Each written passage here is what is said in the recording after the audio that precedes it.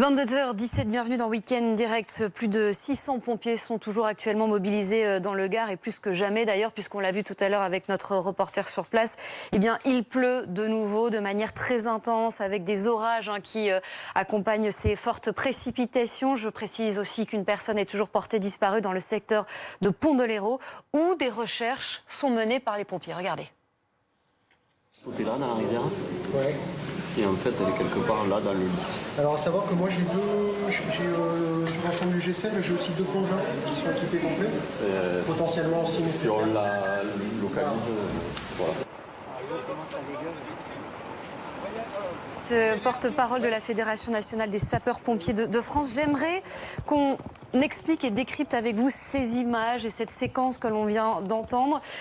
Qu'est-ce qui se passe et comment s'organise en ce moment dans le Gard le travail des pompiers? Ce que vous venez de voir en introduction des quelques images que vous fournissez à l'instant, c'est que la première image qui est extrêmement importante, c'est à l'intérieur du poste de commandement, où c'est en fait là tout se décide et où toutes les informations vont rentrer et pénétrer, qu'elles soient montantes ou descendantes.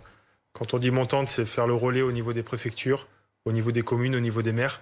Pour rendre compte, c'est extrêmement nécessaire parce qu'il y a beaucoup de données qui transitent, il y a beaucoup de données qui doivent être comparées et il y a beaucoup de données aussi qui doivent à un moment donné être vérifiées.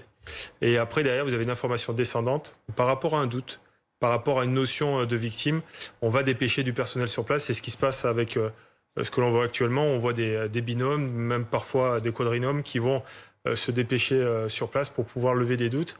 Et on a vu une cartographie indiquée à un moment donné par peut-être le commandant des opérations de secours ou du moins un chef de secteur qui va décider à un moment donné d'orienter ou d'axer telle ou telle équipe dans cette zone de recherche-là. Et on y met des moyens supplémentaires comme l'hélicoptère de la sécurité civile qui va effectuer des survols dans une zone qui n'est pas suffisamment haute pour avoir un aperçu assez haut et assez panoramique sur le cours d'eau et qui va permettre à un moment donné de lever plus facilement ce fameux doute et dans l'espoir de retrouver très rapidement la personne qui est recherchée.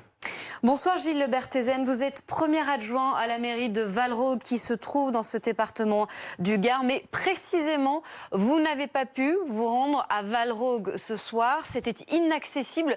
Racontez-nous en fait comment s'est déroulée votre journée. Ma journée s'est déroulée, donc je suis descendu sur le Vigan ce matin, donc après quand j'ai voulu remonter, la route était coupée sur Pont-d'Hérault. Donc, puisque le fleuve Hérault débordait de partout, donc j'ai pas pu accéder à la commune de Val-d'Égoal. J'ai attendu un début d'après-midi, donc c'était toujours bouché. Donc j'ai essayé de faire le pourtour par les communes de Saint-Martial, Saint-Roman-de-Caudière, Mandagou et Camillas, mais toutes les routes étaient fermées. Et après, à 6h30, donc j'ai pu derrière les sapeurs-pompiers, qui montaient un camion, passer sur la route départementale 986 jusqu'à Notre-Dame-de-la-Rouvière.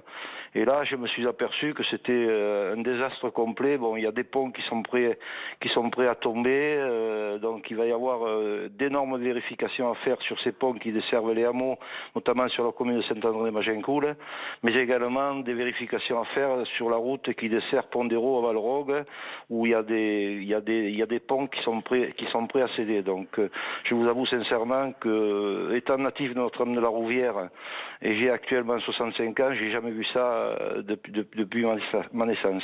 Et on vous sent extrêmement inquiet, Gilles Berthézen. Est-ce que vous avez réussi à joindre le maire de Valrhog? Est-ce qu'il vous a donné des informations sur la situation actuelle? Pas du tout, on n'arrive pas à joindre. Je l'ai appelé je ne sais pas combien de fois dans la journée, ni sur son mobile, ni sur le portable, ni sur le fixe, ni sur le numéro de téléphone de la mairie. On n'arrive pas à le joindre. Donc je suis complètement dans l'incertitude par rapport à ce qui se passe sur Valrhog même, où je sais qu'il y a eu quand même des débordements sérieux, parce que on a rencontré quand même des gens qui nous ont donné un aspect de la situation, mais je suis vraiment inquiet par rapport à ce qui s'est passé sur Valrhog, sur la traversée de Valrhog. Voilà.